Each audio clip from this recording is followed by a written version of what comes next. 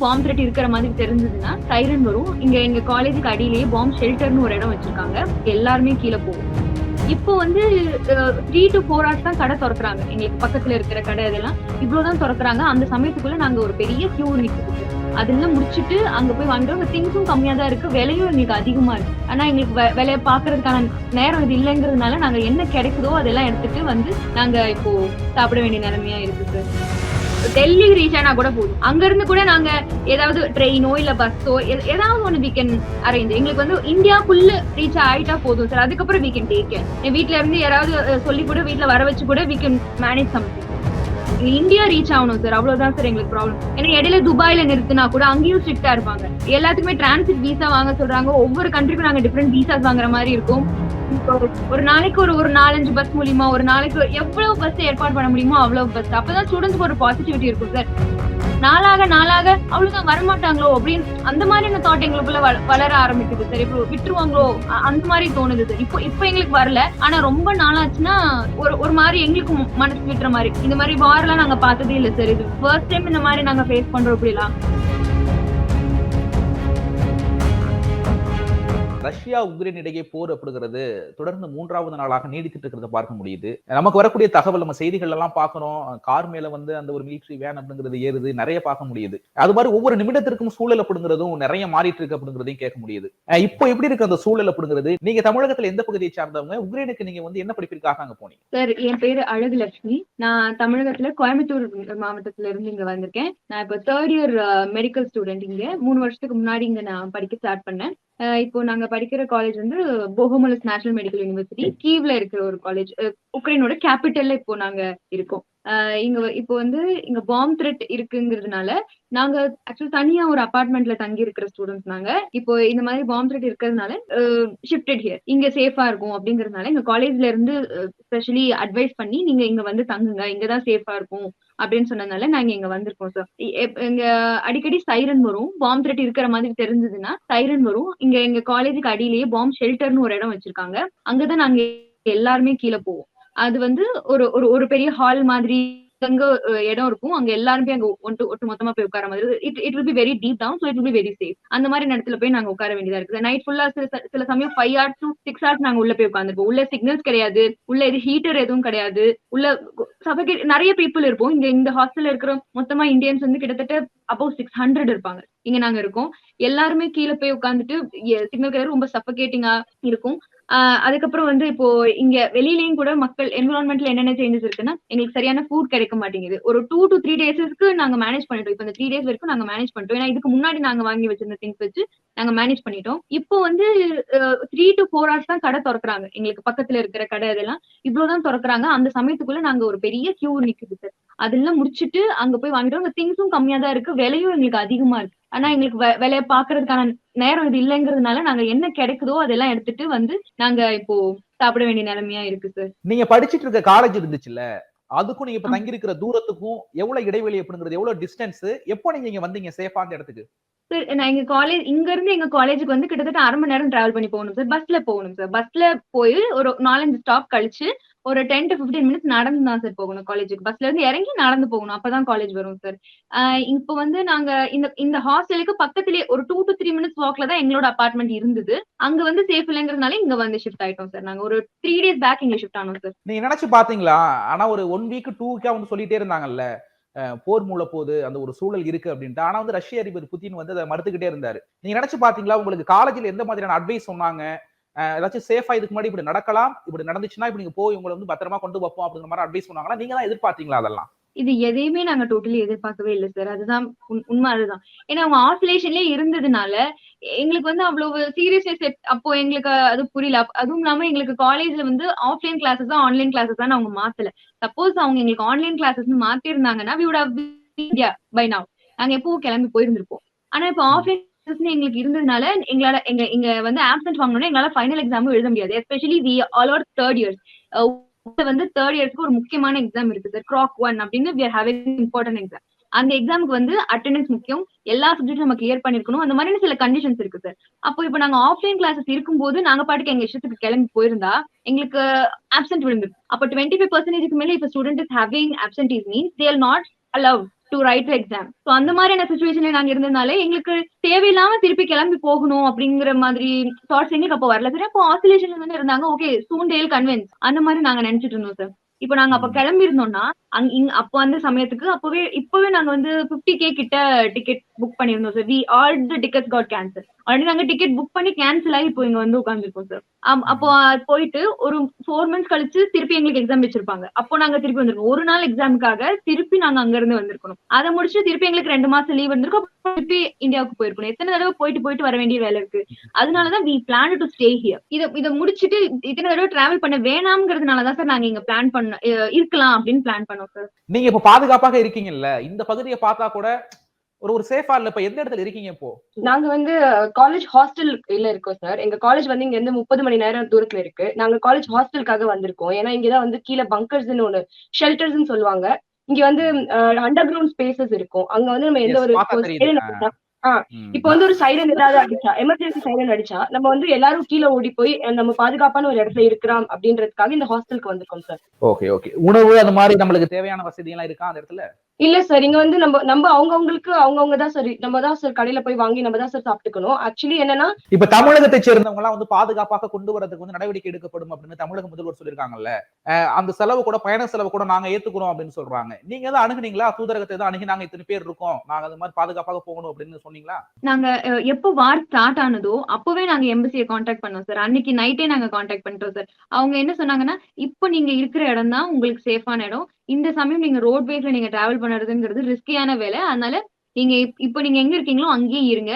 நாங்க வந்து ஃபர்தரா உங்களுக்கு தேவைப்படுற எல்லா எவாக்குவேஷன் மெஷர்ஸையும் எடுத்ததுக்கு அப்புறமா உங்களை நாங்க கான்டாக்ட் பண்றோம். அதுக்கப்புறம் நீங்க கிளம்பி வந்தா போதும் அப்படின்னு சொல்லிட்டாங்க சார். ஆனா அது வரைக்கும் இங்க இருக்கிறது வந்து எங்களுக்கு ஃபுட் ப்ராப்ளமா இருக்கு. ஷெல்டருக்கு ப்ராப்ளம் இல்ல. ஹாஸ்டல்ல எங்களுக்கு ஃபுல் சேஃப்டியோட நாங்க இப்ப இருக்கோம். ஆனா ஃபுட்டுக்கு ப்ராப்ளமா இருக்கு, கொஞ்சம் தண்ணிக்கு கொஞ்சம் ப்ராப்ளமா இருக்கு. பார்டர்ல இருக்கிற டிஸ்ட்ரிக்ட்ல இருக்கிற எல்லாத்தையும் வந்து எவாக்குவேட் பண்ணிட்டு இருக்காங்க.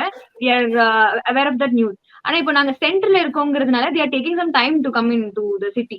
So லிவிவ்ல இருக்கிறவங்க அந்த மாதிரி இருக்கவங்க டக்குன்னு அவங்க எவாக்குவேட் பண்ணிட்டாங்க. போலாண்டுக்கு, ஹங்கேரிக்கு அப்படிங்கிறவங்களே டக்குன்னு எவாக்குவேட் பண்ணிட்டாங்க. நாங்க ரொம்ப சென்டர்ல இருக்கோம். அதுவும் இல்லாம இங்க ரொம்ப சிவியரா இருக்கு. நேத்திக்கு கூட ஒரு மெட்ரோ ஸ்டேஷன், சுலியாஸ்கா மெட்ரோ ஸ்டேஷன், அந்த மெட்ரோ ஸ்டேஷன்ல இறங்கி தான் சார் நாங்க காலேஜுக்கு வந்து 15 minutes நாங்க நடந்து போவோம். நாங்க ரெகுலர் பேசிஸ்ல இறங்குற அந்த மெட்ரோ ஸ்டேஷன்ல நேத்திக்கு ஃபுல் டேமேஜஸ் நடந்திருக்கு. அந்த மெட்ரோ ஸ்டேஷனே இப்ப வந்து ரொம்ப சிவியர் டேமேஜஸோட இருக்குன்னு சொல்லி இப்ப நாங்க கேள்விப்பட்டோம் சார். நாங்க அடிக்கடி போயிட்டு வர்ற மெட்ரோ ஸ்டேஷன்ல. அப்போ இந்த மாதிரி இருக்கிற சமயத்துல எங்களுக்கு ரொம்ப ப்ராப்ளமா இருக்கு சார் இங்க இருக்கிறதுக்கு. பொது போக்குவரத்துல எப்படிமா? இப்போ நம்ம வந்து வெளியில வீடா இருந்தாலும் சரி, ஹாஸ்டலா இருந்தாலும் சரி, வெளியில வந்து நம்ம எங்காச்சும் பயணம் செய்யணும் அப்படின்னா 2-வீலரோ காரோ எல்லாம் போயிட்டு இருக்கா? வெளியில எப்படி இருக்காங்க சிச்சுவேஷன்? சார் பர்சனல் வெஹிக்கல்ஸ் இருந்தானா பர்சனல் வெஹிக்கல்ஸ்ல போகலாம் சார். மத்தபடி ட்ரெயினோ இல்ல மத்தபடி பைக்கோ இல்ல மத்தபடி வேற எந்த ஒரு வாகனமோ நம்ம வந்து ஒரு பஸ்ல போகணும்னா அது வந்து முடியாத, இப்ப அசாத்தியமான ஒரு விஷயம். ஏன்னா நம்மளுக்கு வந்து எங்க டேஞ்சர் இருக்கு, எங்க பார்டர்ல நம்மளுக்கு வந்து ஸ்டாப் பண்ணி வச்சிருக்காங்க, எங்க ஆர்மி பீப்புள் வெயிட் பண்ணிட்டு இருக்காங்க அப்படின்றது நம்மளுக்கு தெரியாது. சோ அதனால நம்ம டிராவல் பண்றது ரொம்ப ரொம்ப ரொம்ப அன்சேஃப் சார். அண்ட் போகவும் முடியாது சார் இப்போதைக்கு. வெளியில என்ன நடக்குது அப்படின்னு தெரிஞ்சுக்க முடியுதா? ரஷ்ய படைகள் இங்க நிக்கிறாங்க, இது மாதிரி அந்த சைடு போக கூடாது அப்படின்னு செய்திகள்லாம் வந்து நெட்வொர்க், டிவி அதெல்லாம் கரெக்டா ஓடிட்டு இருக்கா? தெரியுதா? Yes sir. இப்போதைக்கு இன்டர்நெட் கனெக்ஷன் ரொம்ப நல்லாவே இருக்கு சார். அதனால இப்போ வந்து நம்ம சோஷியல் மீடியா மூலியமாக, நியூஸ் சேனல்ஸ் மூலியமாக என்ன நடக்குதுன்னு வந்து நம்ம தெரிஞ்சுக்கலாம் சார். தெரிஞ்சுக்க முடியுது. இப்ப சென்னைன்னு வச்சுக்கீங்களேன், நீங்க இருக்கக்கூடிய பகுதி தான் சென்னைன்னு வச்சுக்கோங்க. இப்போ அந்த ரஷ்ய படைகள் அப்படிங்கிறது எவ்வளவு டிஸ்டன்ஸ்ல நிக்கிறாங்க? அவங்க எங்க போறாங்க சார்? இப்ப சென்னை, இப்ப வந்து சென்னைன்றது நம்ம நாங்க இருக்க சிட்டி அப்படின்னா நம்ம ஆந்திராவுடைய கொஞ்சம், ஆந்திராவும் சென்னைக்கும் கொஞ்சம் மிட் கேப்ல வந்து நம்ம அந்த படைகள்லாம் இருக்காங்க சார். அவ்வளவு கிட்ட இருக்காங்க சார். நாங்க வந்து இப்போ நாங்க வந்து கேபிட்டல் ஆஃப் த கண்ட்ரில இருக்கோம். சோ அதனால இங்க இருந்து நம்மளுக்கு அந்த பார்டர் ரொம்பவே கிட்ட சார். நிறைய பேர் நம்மகிட்ட சொல்லும் போது கூட சொன்னாங்க, இது மாதிரி பேசிக்கிட்டே இருக்கும்போது கூட, நேத்து இது மாதிரி ஒரு ஸ்டூடெண்ட் பேசிக்கிட்டே இருக்கும்போது வந்து இந்த கேக்குது பாருங்க, குண்டு சத்தம் கேக்குது பாருங்க அப்படின்னு சொல்றாங்க. அந்த அளவுக்கு கிட்டக்க அது மாதிரி நீங்களும் உணர்றீங்களா? அது மாதிரி அந்த சத்தம்லாம் கேக்குதா? இருக்கு சார். ரோட்ஸ்ல வந்து ரொம்ப சாதாரணமா நைட் 3 மணி 4 மணிக்கு டேங்க்ஸ், மிலிட்டரி வெஹிக்கிள்ஸ் டேங்க்ஸ் வந்து ரொம்ப சாதாரணமா ரோட்ல போகும் சார். அதுவே எங்களுக்கு வந்து நாங்க we are staying in 9th floor, 9வது மாடியில இப்ப நாங்க தங்கி இருக்கோம். ஆனாலுமே எங்களுக்கு அது கிளியரா கேட்கும் சார். அந்த ஜன்னல் வழியா we could see அங்க என்னெல்லாம் போகுது, என்ன வருதுங்கிறதே கிளியரா பாக்கலாம் சார். இந்த டேங்க்ஸ், இந்த படை வண்டி எல்லாம் போகும்போது அது ஒரு அதிர்ச்சியோ, அது ஒரு பயத்தையும் ஏற்படுத்தும். நீங்க இப்ப பேசும்போது வேணும்னா நீங்க வந்து என்ன சொல்றது, சரி பேசுறதுக்காக நீங்க வந்து அந்த ஒரு முகபாவனைகள் அதெல்லாம் அப்படி வச்சுக்கலாம். ஆனா வீட்டுல பேசும்போது வந்து அம்மா அப்பாவையும் சர்டிஃபைட் பண்ணணும், அவங்களுக்கும் பயத்தை உண்டாக்க கூடாது. இங்க என்ன நடக்குது அப்படிங்கறது அங்க சொன்னா பயப்படுவாங்க அப்படின்ட்டு நிறைய நீங்க மூடி மறைச்சிருப்பீங்க அப்படின்னு நினைக்கிறேன். 50% விஷயம் வந்து வீட்டுல தெரியாது. அதுதான் உண்மை. அதுதான் இப்ப என்னமா ஆப்ஷன் என்ன சொல்றாங்க ஆக்சுவலா? இப்போ வந்து நம்ம வரது தமிழகத்துக்கு வந்து பாதுகாப்பா திரும்பி வரணும் அப்படின்னா என்ன ஆப்ஷன் இருக்காங்க? என்ன சொல்றாங்க? ஏர்போர்ட்ஸ் இப்ப க்ளோஸ் பண்ணிருக்காங்க சார். அது நம்ம ஓப்பன் பண்ணோம் சார். ஓப்பன் பண்ணதுக்கு அப்புறமா ஒண்ணு ரஷ்யன் வந்து எங்கள எஸ்கார்ட் பண்ணி வெளியில கூட்டிட்டு போகணும். இல்ல இந்தியன்ஸ் வந்து எங்கள எஸ்கார்ட் பண்ணி வெளியில கூட்டிட்டு போகணும் சார். நம்ம வந்து இப்போ உக்ரைனியன்ஸ் மேல நம்ம எதுவுமே ப்ளேம் பண்ண முடியாது. நம்ம already they are under crisis. So இப்போ ஒண்ணு ரஷ்யன் எங்களுக்கு வந்து வழிவிடணும். இல்ல இந்தியன்ஸ் வந்து எங்களை கூட்டிட்டு எவாக்குவேஷன் ஃபிளைட் மூலியமா கூட்டிட்டு போகணும் சார். அது 2 தான் சார் ஆப்ஷன் எங்களுக்கு. அப்படி இல்லைன்னா நாங்க வந்து லிவிவ் போற மாதிரி இருக்கும். ஆனா லிவிவ்ங்கிற பிளேஸ் வந்து இப்ப அங்கேயும் அட்டாக் பண்றதா நாங்க கேள்விப்படுறோம். அதனால அதுவும் கொஞ்சம் அன்சேஃபா நாங்க ஃபீல் பண்றோம். எங்களுக்கு வந்து இப்ப இந்த வீடை விட்டுட்டோம்னா, இந்த இடத்த விட்டுட்டோம்னா எங்களுக்கு எங்கேயுமே சேஃப் பிளேஸ் கிடையாது சார். எங்க அட்டாக் பண்ணுவாங்க, என்ன பண்ணுவாங்கன்னு எங்களுக்கு வந்து ஒண்ணுமே ஐடியா இல்ல சார். அதனால நாங்க இங்க இருந்து நாங்க கிளம்புறதா இல்ல. We are just waiting for the embassy. நீங்க அச்சப்படாம தைரியமா இருக்கீங்களா? உங்களுக்குள்ள எல்லாம் பேசிக்கிட்டு இது மாதிரி பயப்படாம? சார் எல்லாரும் ஒன்னா இருக்கிறதுனால ஒரு ஒரு பயமோ ஒரு ஒரு வந்து அந்த அந்த ஒரு பயமும் பதட்டமோ வந்து கொஞ்சம் கம்மியா தான் சார் இருக்கும். ஆனா இதே தனியா இருக்கவங்க இல்ல பாத்துக்கிறதுக்கு யாரும் கூட இல்ல, நண்பர்கள் கூட இல்ல, எல்லாரும் வந்து இந்தியால ஆல்ரெடி இருக்காங்கன்னா அவங்க எல்லாம் ரொம்ப தான் பயந்து போயிருக்காங்க சார். சோ நம்ம வந்து அது ஒருத்தருடைய மனநிலை அப்படி இருக்கு சார். சிலர் வந்து அந்த பயத்தை வெளியில காட்டக்கூடாதுன்னு சொல்லிட்டு ஒரு தைரியத்தோட கொண்டு வராங்க. சிலர் வந்து அந்த இருக்கிறதுனால கொஞ்சம் தைரியமா இருக்காங்க சார். அம்மா உங்க வீட்டுல இது மாதிரிலாம் நீங்க போன் பேசும்போது இப்ப என்ன சொல்றாங்க? ரெட்டச்சேரி நம்ம பொண்ணு பாதுகாப்பாக இருக்காங்க அப்படிங்கிற உணர்றாங்களா இல்ல ரொம்ப பயப்படுறாங்களா? இல்ல சார், வீட்ல 24 ஹவர்ஸ் இப்ப நியூஸ் சேனல் தான் சார் ஓடிட்டு இருக்கு. அதுல எல்லாமே அவங்க எல்லாத்தையுமே பார்த்துட்டே இருக்காங்க. ஒவ்வொரு இங்க அட்டாக் நடந்துருச்சு, அங்க அட்டாக் நடந்துச்சுன்னு ஒவ்வொன்னும் நியூஸ் சேனல்ல சொல்ல எங்களுக்கு அடிக்கடி கால் வந்துட்டே இருக்கு. ஏன்னா இங்க நடந்துருச்சாமே, அவங்களுக்கு எக்ஸாக்ட்டா நாங்க எங்க இருக்க லொகேஷன்ங்கிறது அவங்களுக்கு நாங்க எவ்வளவு சொன்னாலும் உங்களுக்கு புரியாது. அதனால இது நீ இருக்கிற இடம் பக்கமா, இது நீ இருக்கிற இடம் பக்கமா, இது எவ்வளவு தூரம் உங்களுக்கு கேட்டுச்சா, அந்த மாதிரி எல்லாம் எங்களுக்கு கேள்வி கேட்பாங்க சார். நீ சேஃபா இருக்கியா, 3 வேளைக்கு சாப்பிடுறீங்களா அப்படின்னு. நாங்க இங்க ஒரு வேளை சாப்பாட்டுக்கே கஷ்டப்பட்டுட்டு இருக்கோம். எங்க வீட்டுல 3 வேளை கரெக்டா சாப்பிடு அப்படின்னு சொல்லுவாங்க. நாங்க சாப்பிட்டாதான் அவங்க வந்து வீடியோ கால்ல பாத்துட்டு தான் நாங்க சாப்பிடுவோம்னு சொல்லிட்டு அவங்களும் அடம் பிடிக்கிற அந்த அளவுக்கு எமோஷனலா இருக்காங்க சார். எமோஷன் ஸ்டேட்ல இருக்காங்க ரொம்பவே. ஒரு கியூ அப்படிங்கிற பகுதி நினைக்கிறேன். அங்கதான் இருக்கோம் இப்போ நாங்க. அதான் அந்த பகுதியை தான் மோஸ்ட்லி இது மாதிரி டார்கெட் பண்றாங்க அப்படிங்கிற மாதிரி அந்த செய்திகள் எல்லாம். ஆமா சார், இது capital of the country sir. அதனால கேபிட்டல் டெல்லி மாதிரி. ஆமா சார், கண்டிப்பா அங்கதான் இப்போ எல்லாருமே இருக்கோம் சார். இப்ப நாங்க எல்லாருமே இருக்கிறது அங்கதான். ஆமா. Okay okay. மத்தபடி இந்த உணவுகள்லாம் உங்களுக்கு வெளியில போயிட்டு இப்ப கிடைக்கல அப்படினாலும் ஹாஸ்டல்ல இருந்து அரேஞ்ச் பண்ணி தராங்களா இல்ல வார்டன் அது மாதிரி அரேஞ்ச் பண்ணி வச்சிருக்காங்களா? சார் இப்போதைக்கு இல்ல சார். இப்போதைக்கு அவங்களுடைய தேவையை அவங்க தான் பாத்துக்கணும். இல்ல அதுக்கு கடை இருக்கணும்ல, ஷாப் ஓபன் பண்ணா இருந்தா நம்ம போய் வாங்கிட்டு வர முடியும். இப்ப எத்தனை நாளைக்கு உணவுகள் இருக்கு? அது வந்து ஒரு டைமிங்க்கு கடை திறக்கறாங்க சார். அந்த டைமிங்க்கு நம்ம கரெக்டா போய் வாங்கிடணும் சார். அதுவும் நம்ம கியூல நிக்கிறதுனால நம்மளுக்கு அது கிடைக்கிறதோ கிடைக்காது, அண்ணோட லக்கு பொறுத்து இருக்கு சார். ஆனா ஒருவேளை சாப்பாடு இன்னைக்கு வெளியில பாத்தீங்கன்னா ஏதோ படத்துல கேக்குறது மாதிரி வெளியில வந்து குண்டுகள் முழங்குற சவுண்ட் அப்படிங்கிற மாதிரி இருக்குல்ல, எப்படி இருந்துச்சு அந்த ஃபர்ஸ்ட் மூமெண்ட் அப்படிங்கிறது? எப்படி இருந்துச்சு அந்த வருத்தம் அப்படிங்கிறது உணர்வு? சார் அந்த ஒரு டிக் மொமெண்ட் தான் சார். எப்போ ஒரு குண்டு சத்தம் கேட்டாலும் எங்க நடக்குது ஏது நடக்குதுன்ற ஒரு பதட்டம். உடனே போன் எடுத்து சோஷியல் மீடியால பாப்போம், ஃப்ரெண்ட்ஸ் கிட்ட போன் பண்ணி கேட்போம்.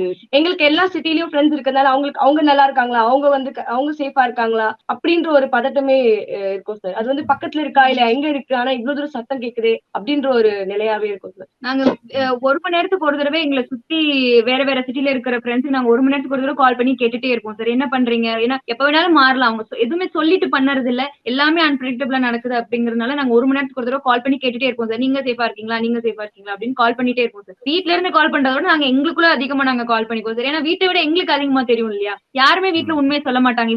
இப்படிலாம் நடக்குது, எக்ஸாக்டா இந்த இடத்துல நாங்க கேட்டோம் அப்படிலாம் வீட்டுல யாருமே சொல்ல மாட்டாங்க சார். ஆனா எங்களுக்கு தெரியும்ல சார், அதனால நாங்க எங்களுக்குள்ள ஷேர் பண்ணிக்குவோம் சார். அப்படி நம்ம தமிழகத்தை சேர்ந்தவங்க இப்போ உங்க கூட எவ்வளவு பேர் இருக்காங்கம்மா? ஹாஸ்டல்ல பொறுத்த வரைக்கும் ஒரு 200 பேர் தமிழ்நாடு இருப்பாங்க. இந்தியன்ஸ் ஒரு 600 பேர் கிட்ட இருப்பாங்க சார் இந்த ஹாஸ்டல் மட்டும். இந்த மாதிரி நிறைய ஹாஸ்டல் இருக்கு, நிறைய பிளேஸ்ல இருக்காங்க.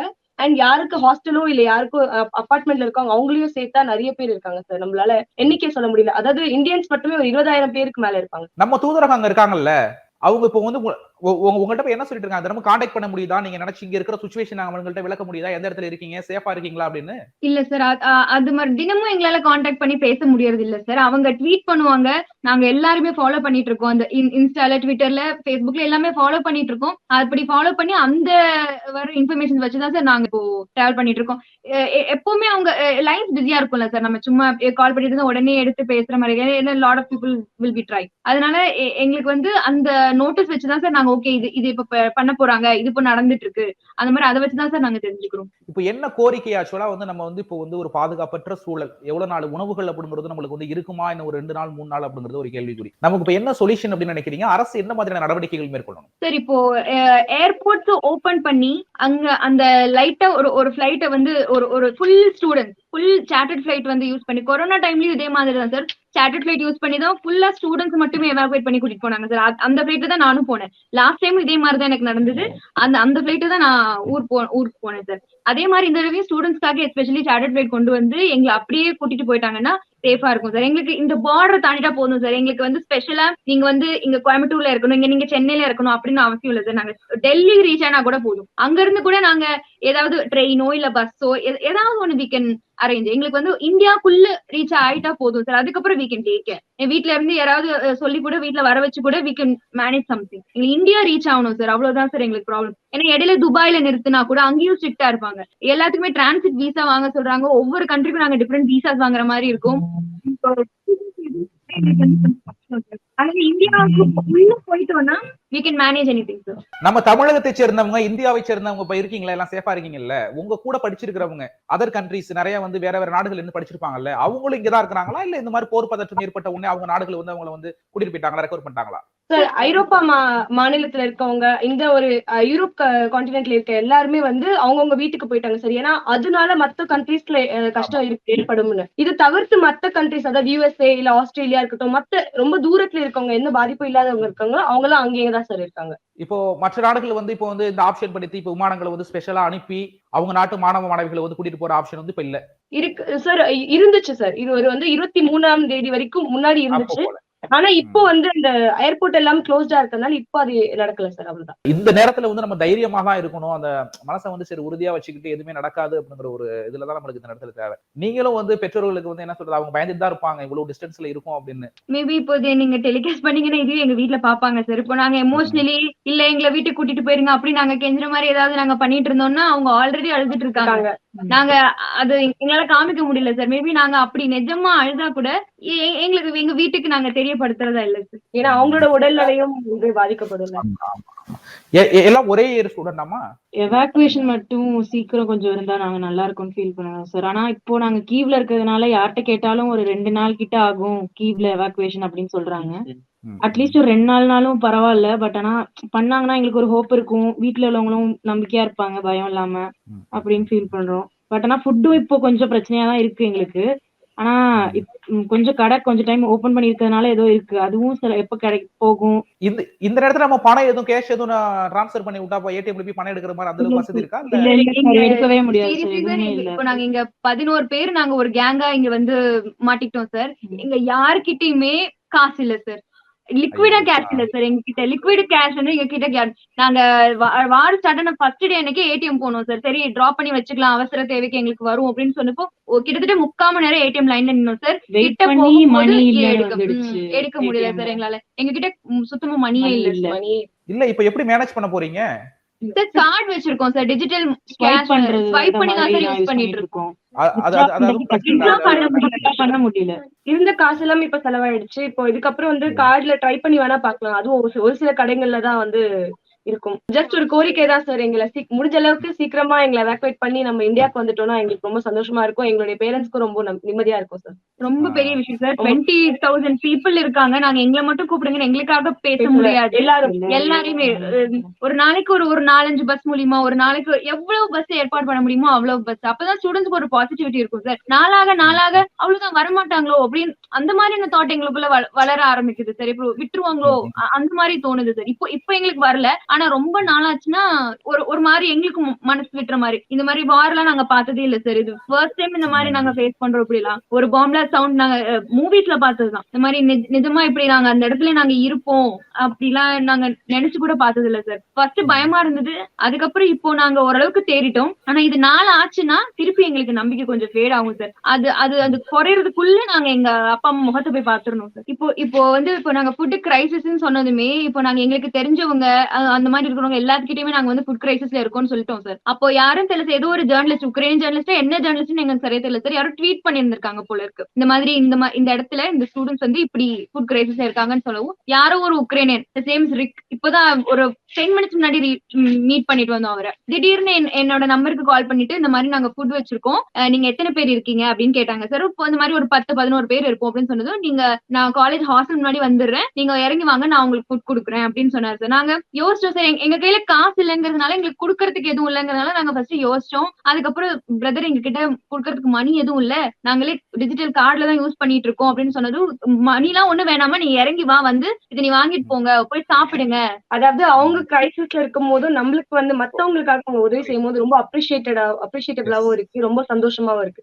அங்க இருக்கிற அரசு வந்து ஆறுதலா சொல்றாங்களா, போர் முடிஞ்சிடும் பாதுகாப்பாக இருங்க அப்படின்னு ஏதாச்சும் வழிகாட்டுதல் சொல்றாங்களா? கண்டிப்பா இங்க இருக்க அரசு வந்து எல்லாருமே ரொம்பவே கான்பிடென்டா இருக்காங்க சார். அவங்களுடைய நாடு, அவங்களுடைய மக்கள், இது வந்து இங்க வந்து எந்த ஒரு கஷ்டமும் வராது, நாங்க பாத்துப்போம் அப்படின்னு ஒரு நம்பிக்கையான வார்த்தைகள் சொல்லிட்டு தான் இருக்காங்க.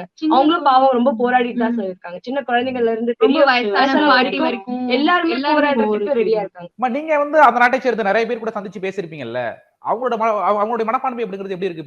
இப்ப இப்படிதான் இருக்கணும், அவங்களுடைய மனசு எப்படி இருக்கு? சரி, இது அவங்களுடைய வீடு இல்லையா சார், அதனால அவங்க வந்து ரொம்பவே விட்டு கொடுக்க கூடாது, உடைஞ்சு போயிருக்காங்க. இது அவங்களுடைய வீடு, இதை விட்டா அவங்க வேற எங்க போவாங்க? அந்த ஒரு நிலையில இருக்கும் போது நம்ம வந்து ரொம்பவே எமோஷனலா இருக்காங்க. ரொம்பவே அடுத்து என்ன ஆகும்னு தெரியாது, அடுத்து அவங்களுக்கு என்ன சாப்பாடுன்னு தெரியாது, அடுத்து அவங்க எங்க போவாங்கன்னு தெரியாது. சோ அதனால அவங்க ரொம்ப மன கஷ்டத்துல இருக்காங்க சார். நமக்கு வெளியில இருந்து பார்த்தா வந்து ஏற்கனவே இருக்கிற அந்த ஒரு உக்ரைன், நீங்க இருக்கிற அந்த நகரத்துக்கும் இப்ப இருக்கிற நகரத்துக்கும் என்ன டிஃபரன்ஸ்? வெறிச்சோடி இருக்கு சார். ரோடு எப்பவுமே பிஸியா இருக்கும் சார். நடமாட்டமே இல்லாம நிறைய பேரு வாக்கிங் போவாங்க, எப்பவுமே வாக்கிங் போவாங்க, ஜாகிங் போவாங்க, எப்பவுமே பிஸியா இருக்கும் சார். பெட்ஸை கூட்டிட்டு கேஷுவலா போவாங்க, குழந்தைங்க ஸ்ட்ராலர்ல கூட்டிட்டு ரொம்ப ஹாப்பியா இருக்கும் சார் ரோட பாக்குறதுக்கு. நிறைய கடை இருக்கும், பூக்கடை, அந்த மாதிரியான ரோட்ல பாட்டிங்க குட்டி குட்டி ஃபிளவர்ஸ் வித்துட்டு ரொம்ப அழகா இருக்கும் சார். பிஸியான ஒரு ரோடு இது. இப்போ ஒண்ணுமே இல்ல சார். வெளியில நைட் 9 மணி ஆனா எதுவுமே ரோடு மட்டும் இருக்கு, கர்ஃபியூ போட்டதுனால எதுவுமே இல்ல, அமைதியா இருக்கு அப்படியே.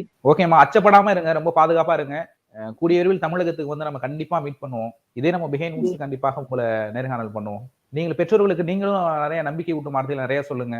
ஓகேவா? Okay sir. ஓகேமா, ரொம்ப நன்றி. நன்றி சார். தேங்க்யூ.